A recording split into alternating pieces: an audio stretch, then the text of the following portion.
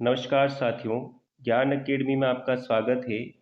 आज हम बात करेंगे हमारे 100 मॉडल पेपर की सीरीज़ में एक और नया पेपर, जिसमें आपके एग्ज़ाम में बनने वाले कुछ और महत्वपूर्ण क्वेश्चन को हम देखेंगे।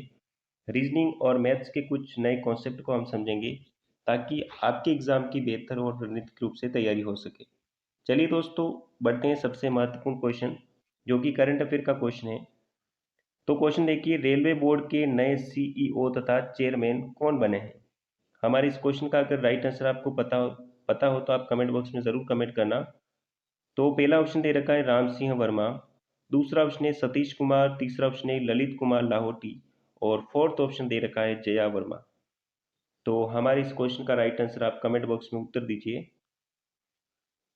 तो इस सवाल का राइट आंसर होगा ऑप्शन नंबर 2, यानी कि सतीश कुमार जी को रेलवे बोर्ड के नए सीईओ और चेयरमैन बनाया गया है। राइट, तो ये आपको ध्यान में रखना, आपके एग्जाम के लिए 100% चांसेस है इस क्वेश्चन के आने के। राइट, तो 27 अगस्त को कैबिनेट की नियुक्ति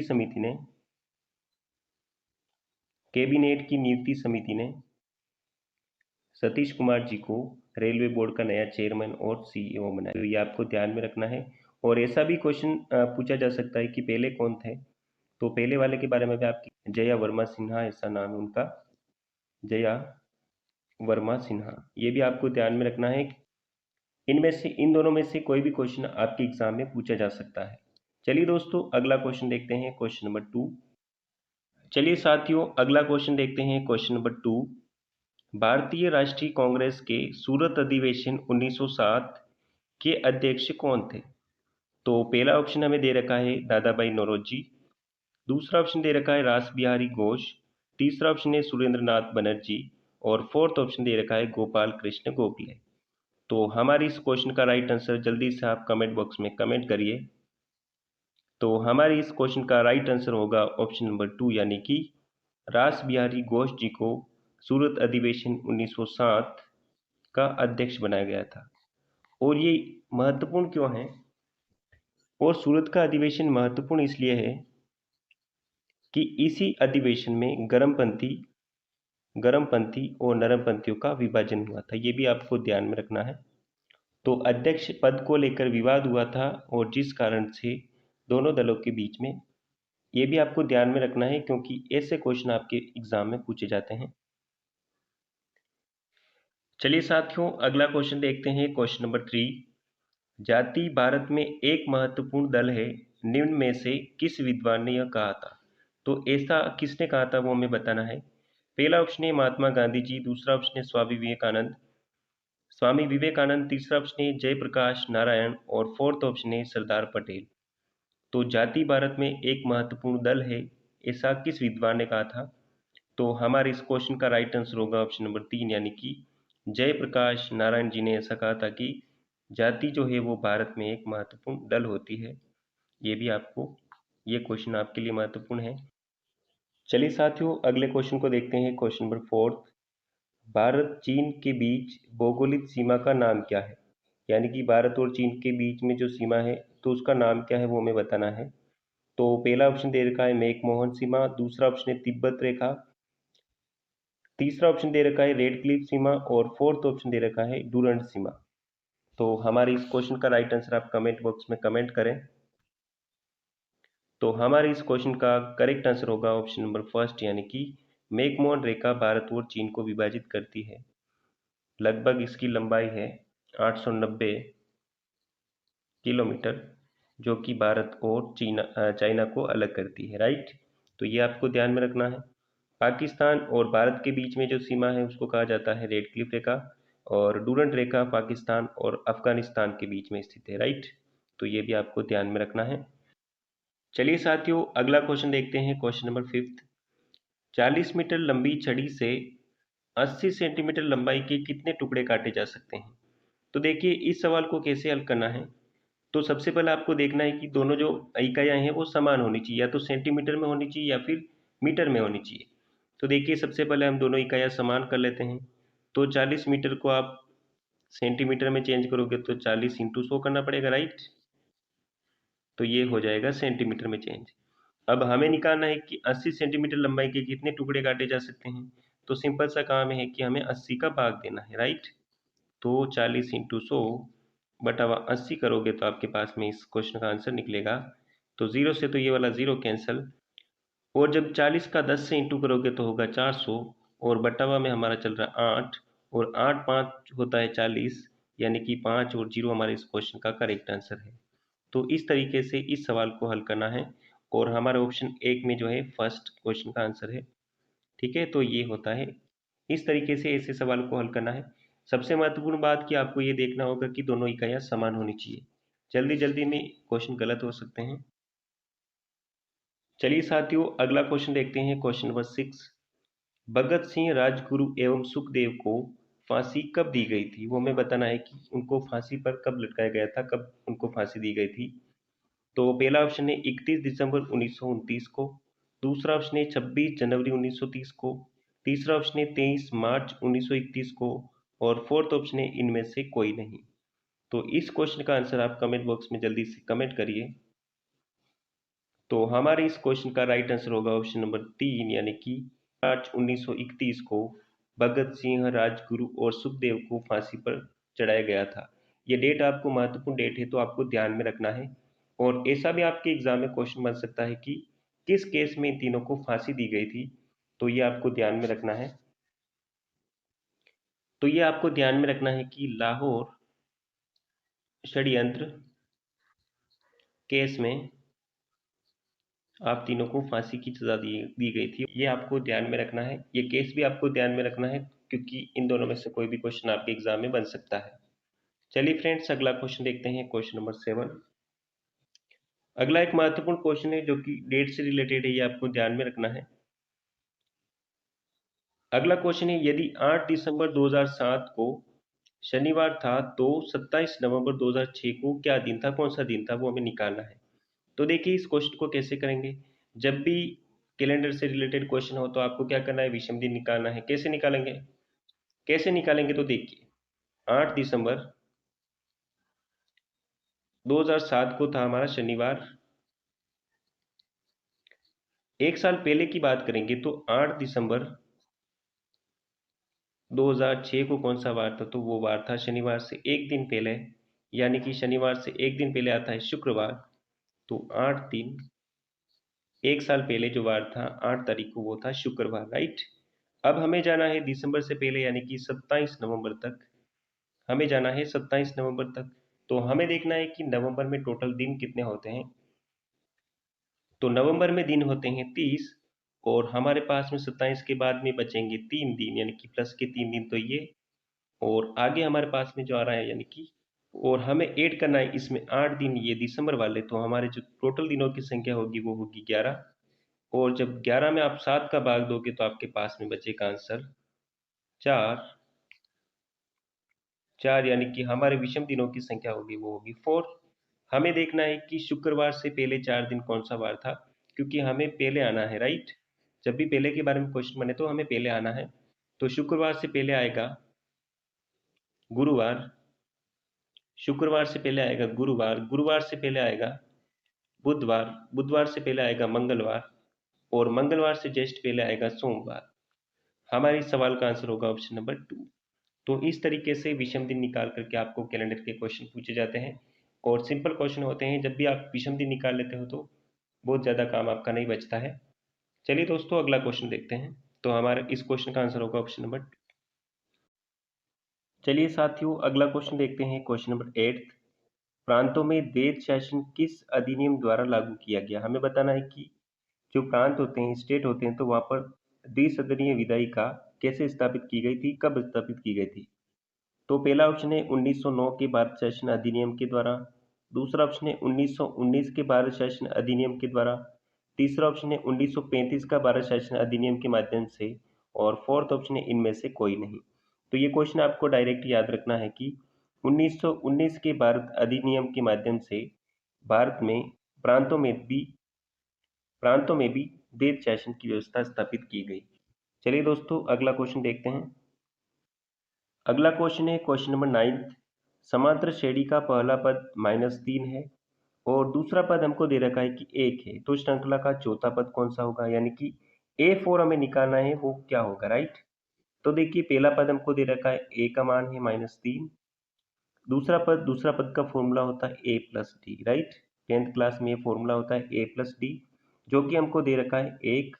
तो यहाँ से हम डी का मान निकाल लेते हैं। डी का मान हमारे पास में आ जाएगा डी बराबर ए का मान, क्योंकि हमारे पास में -3 है, और -3 को जब आप इस तरफ भेजोगे तो हो जाएगा प्लस का 3 और ये वाला प्लस का 1, यानी कि डी का मान हमारे पास में आ गया वो है 4। अब डी का मान 4 है तो A4 यानी कि चौथा पद निकालना है, और चौथे पद का फॉर्मूला होता है A प्लस 3D, राइट। तो A का मान हमारे पास में है -3 प्लस 3 इंटू डी का मान हमने निकाला वो है 4, और 3 4 12, 12 - 3 करोगे तो आपके पास में आंसर आएगा 12 में से 3 गए तो आंसर आया 9, यानी कि हमारे इस क्वेश्चन का राइट आंसर होगा ऑप्शन नंबर 2। तो समांतर श्रेणी से भी आपके एग्जाम में क्वेश्चन बनते हैं, और इस तरीके से आपको क्वेश्चन को हल करना है। अगला क्वेश्चन एक महत्वपूर्ण क्वेश्चन है दोस्तों कि पृथ्वीराज चौहान और मोहम्मद गौरी के बीच युद्ध किस स्थान पर लड़े गए। ठीक है, तो कितने सारे युद्ध लड़े गए थे और कौन से स्थान पर हुए थे वो हमें बताना है। तो पहला ऑप्शन है तराइन के मैदान में, दूसरा ऑप्शन है पानीपत में, तीसरा ऑप्शन है खानवा में, और फोर्थ ऑप्शन दे रखा है हल्दी घाटी में। तो ये क्वेश्चन आपको आना चाहिए, और इस क्वेश्चन का राइट आंसर आप कमेंट बॉक्स में कमेंट जरूर करिए। तो हमारे इस क्वेश्चन का राइट आंसर होगा ऑप्शन नंबर फर्स्ट, यानी कि तराइन के मैदान में पृथ्वीराज चौहान और मोहम्मद गौरी के बीच में युद्ध लड़े गए थे। तो दो बिंदु और आपको ध्यान रखने हैं यहाँ से, कि पृथ्वीराज की विजय के बारे में बात करें तो 21 बार पृथ्वीराज रासो के अनुसार तो 21 बार पृथ्वीराज की विजय हुई थी, और हम्मीर महाकाव्य में बताया गया है कि 7 बार पृथ्वीराज विजय हुए थे, राइट। और 1192 में जो युद्ध हुआ था उसमें पृथ्वीराज की हार हुई थी, ऐसा भी जिक्र मिलता है। तो ये आपको ध्यान में रखना है कि पृथ्वीराज रासो के अनुसार तो 21 बार, और हम्मीर महाकाव्य के अनुसार 7 बार पृथ्वीराज विजय हुए थे, पृथ्वीराज चौहान विजय हुए थे। 1192 में जो युद्ध हुआ था उसमें पृथ्वीराज की हार हुई थी। चलिए साथियों, अगला क्वेश्चन देखते हैं, क्वेश्चन नंबर 11। सोनल और सौरभ की वर्तमान आयु का अनुपात 2:5 है। 8 वर्ष के बाद उनकी आयु का अनुपात 1:2 हो जाएगा। बताइए कि उनकी वर्तमान आयु का अंतर कितना है, यानी कि गैप कितना है वर्तमान आयु में, वो हमें निकालना है।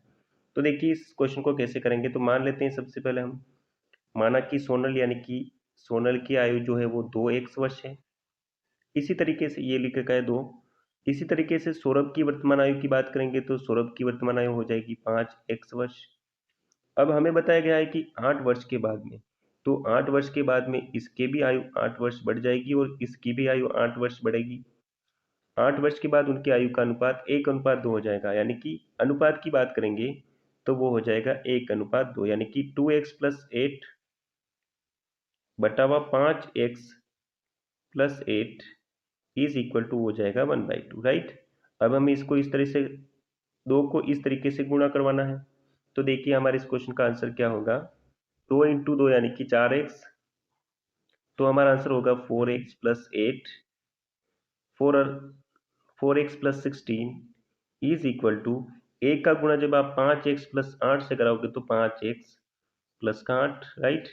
इस 4x को उधर भेजना है और इस 8 को इधर लाते हैं तो 16 - 8 बराबर 5x - 4x बराबर x, राइट। 5x में से 4x घटाएंगे तो हमारे पास में आएगा x, और 16 में से 8 को माइनस करोगे तो आएगा 8, करेक्ट। तो x का मान हमने निकाला वो है 8 वर्ष। अब बात करेंगे सोनल की वर्तमान आयु की, तो सोनल की वर्तमान आयु हो जाएगी, कितनी होगी, 2x वर्ष, यानी कि 2 × 8। तो सोनल की वर्तमान आयु होगी, सोनल की वर्तमान आयु की बात करेंगे तो हमने मानी थी 2x वर्ष, यानी कि 2 × x का मान हमने निकाला 8, यानी कि 16 वर्ष। और अगर बात करेंगे सौरभ की वर्तमान आयु की, तो सौरभ की वर्तमान आयु हो जाएगी 5 × 8, यानी कि 8 5 कितना होता है 40 वर्ष, तो 40 वर्ष हो जाएगी सौरभ की वर्तमान आयु। अब बात करेंगे कि सोनल और सौरभ की आयु में गैप कितना है, तो हमारा आंसर हो जाएगा 16, यानी कि 40 में से आप माइनस करिए 16 को, 40 में से जब आप 16 को माइनस करोगे तो आपके पास में आंसर आएगा 24 ईयर, राइट। ठीक है, तो हमारा ऑप्शन नंबर 1 बिल्कुल राइट आंसर है। और इस तरीके के जो क्वेश्चन होते हैं इनको ऐसे हल किया जाता है। चलिए साथियों, अगला क्वेश्चन है क्वेश्चन नंबर 12। एक व्यक्ति की वर्तमान उम्र अपने बेटे से 5 गुनी है।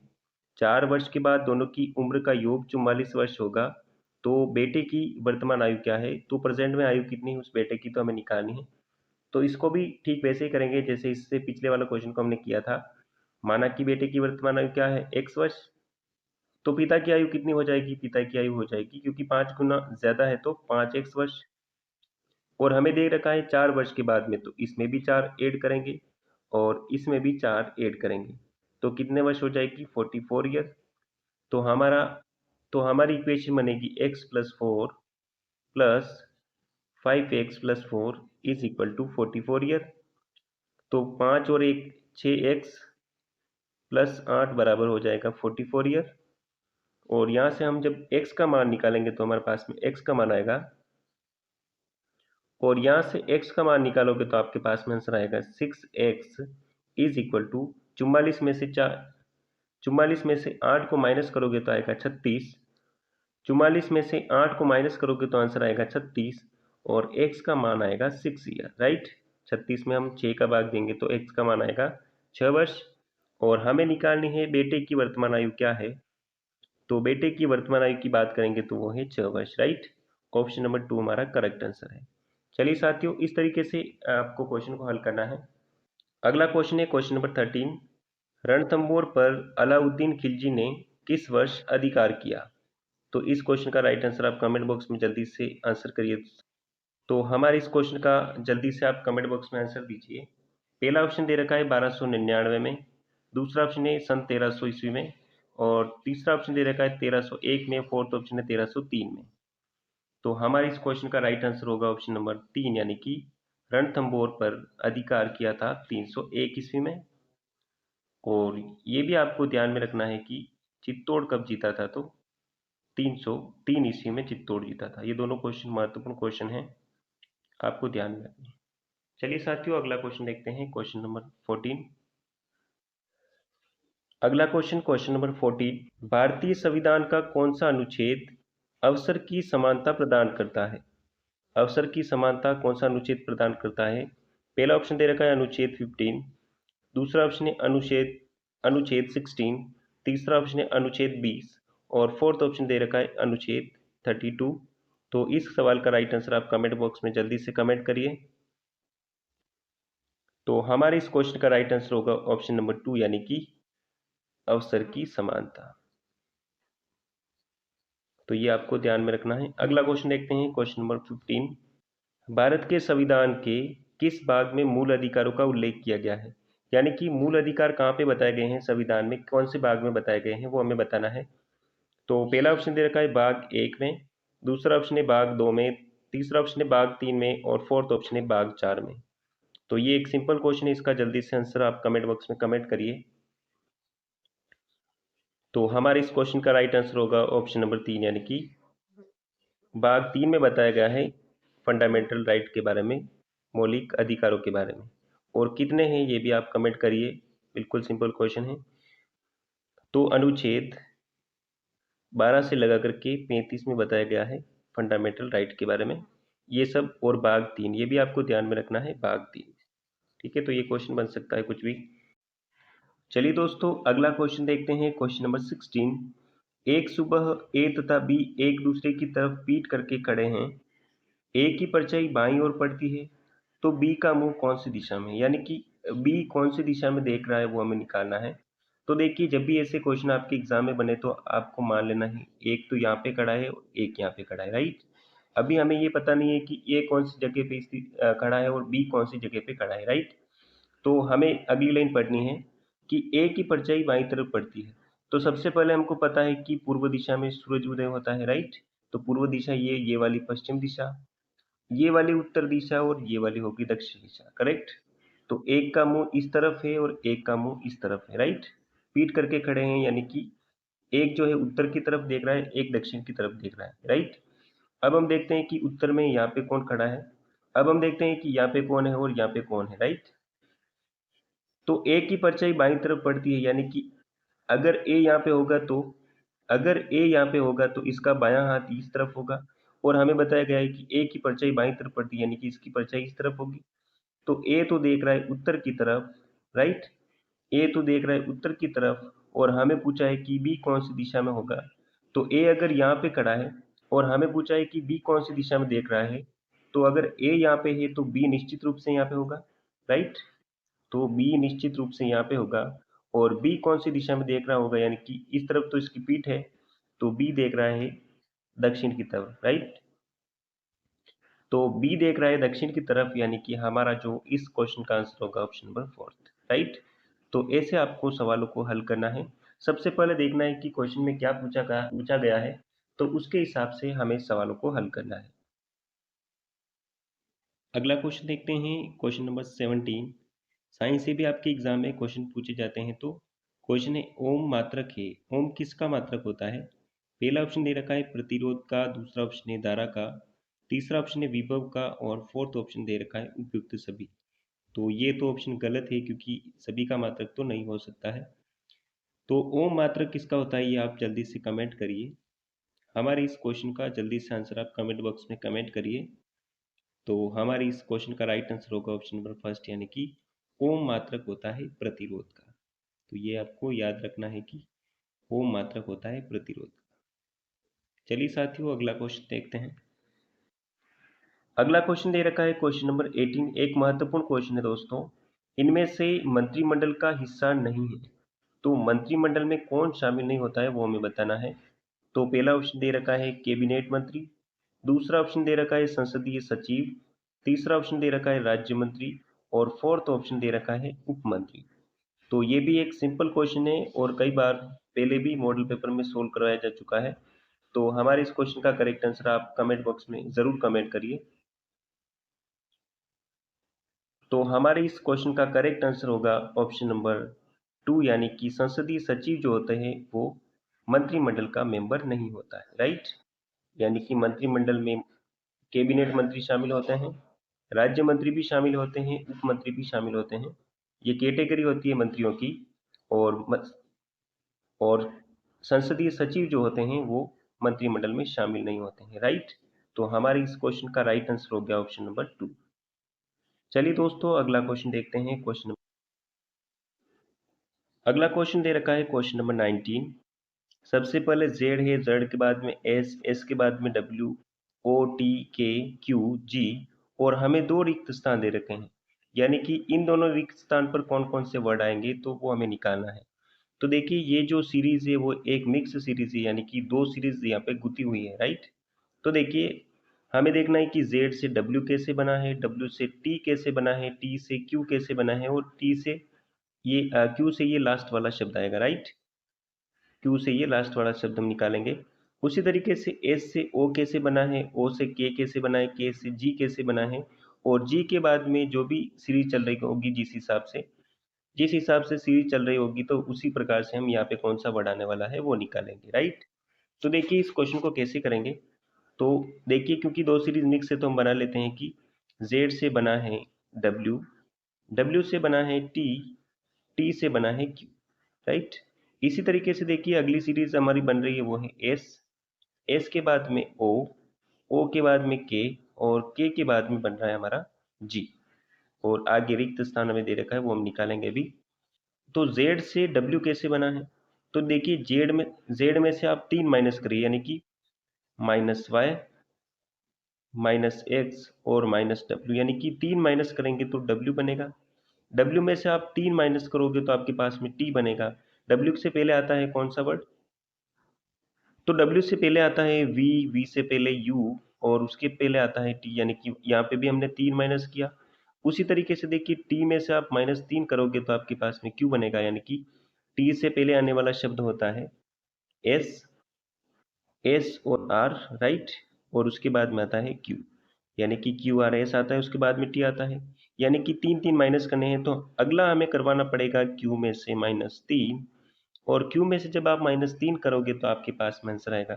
क्यू से जस्ट पहले आता है पी, और पी से पहले आता है ओ, और एस ओ के बाद में आएगा एन, यानी कि हमारा जो पहला वर्ड हमें मिला वो है एन, राइट। यानी कि एक सीरीज से तो हमने निकाला कि वो वर्ड आ रहा है एन। यहाँ पे देखिए 3-3 का गैप था। अब इस सीरीज में देखते हैं, तो एस से बना है ओ, यानी कि तो एस से ओ कैसे बनेगा, तो एस में से आप -4 करोगे, यानी कि एस में से -4 कैसे करेंगे, तो एस से जस्ट पहले आता है आर, राइट। आर से जस्ट पहले आता है क्यू, क्यू से जस्ट पहले आता है पी, और पी के बाद में आएगा ओ, यानी कि यहाँ पे हमने -4 करवाया। उसी तरीके से ओ से के करवाओगे तो -4 हमें यहाँ भी करवाना है, यानी कि यहाँ पे हमें करवाना पड़ रहा है -3 और यहाँ पे करवाना पड़ रहा है -4, यानी कि जी से पहले जो हमारा -4 वाला शब्द होगा वो हमारा आंसर होगा, राइट। तो देखिए जी से पहले कौन सा शब्द आएगा, जी से पहले आता है ई से पहले, जी से पहले आता है एफ से पहले आता है ई, और ई से पहले आता है डी, और डी से जस्ट पहले आता है सी। तो हमारा आंसर निकला एन और सी। तो इस तरीके से इन दो क्वेश्चन को, जब भी दो सीरीज गुती हुई होती है तो उस तरीके से आंसर निकालते हैं। तो हमारे इस क्वेश्चन का राइट आंसर होगा ऑप्शन नंबर ए नॉट सी, यानी कि ऑप्शन नंबर 1, राइट। तो ये आपको देखना पड़ेगा जब भी आपके एग्जाम में क्वेश्चन बनता है कि, तो आपको देखना पड़ेगा कि किस हिसाब से वो सीरीज बनी हुई है। अगला क्वेश्चन है क्वेश्चन नंबर 20, प्रकाश की अधिकतम गति किस माध्यम में होती है, यानी कि सबसे ज्यादा सबसे तेज प्रकाश कौन से माध्यम में चलता है वो हमें निकालना है। तो पहला ऑप्शन दे रखा है कांच में, दूसरा ऑप्शन दे रखा है पानी में, तीसरा ऑप्शन दे रखा है कार्बन डाइसल्फाइड में, और फोर्थ ऑप्शन दे रखा है निर्वात में। तो प्रकाश की अधिकतम चाल होती है निर्वात में, यानी कि ऑप्शन नंबर फोर्थ हमारा बिल्कुल करेक्ट आंसर है, राइट। चलिए दोस्तों अगला क्वेश्चन देखते हैं, क्वेश्चन नंबर 21। अगला क्वेश्चन है क्वेश्चन नंबर 21, इंद्रधनुष बना उदाहरण होता है, इंद्रधनुष बनना उदाहरण होता है, यहाँ पर होगा बनना, राइट। इंद्रधनुष बनना उदाहरण होता है, तो किस चीज का उदाहरण होता है, किस माध्यम से, किस कारण से इंद्रधनुष बनता है। तो पहला ऑप्शन दे रखा है प्रकाश की परावर्तन का, दूसरा दूसरा ऑप्शन है प्रकाश के वर्ण विक्षेपण का, तीसरा ऑप्शन है प्रकाश की व्यतिकरण का, और फोर्थ ऑप्शन है प्रकाश के विवर्तन का। तो हमारे इस क्वेश्चन का राइट आंसर होगा ऑप्शन नंबर 2, यानी प्रकाश के वर्ण विक्षेपण का उदाहरण होता है इंद्रधनुष, राइट। तो ये आपको ध्यान में रखना है, एक महत्वपूर्ण क्वेश्चन है और साइंस से आपके इसी टाइप के क्वेश्चन एग्जाम में पूछे जाते हैं।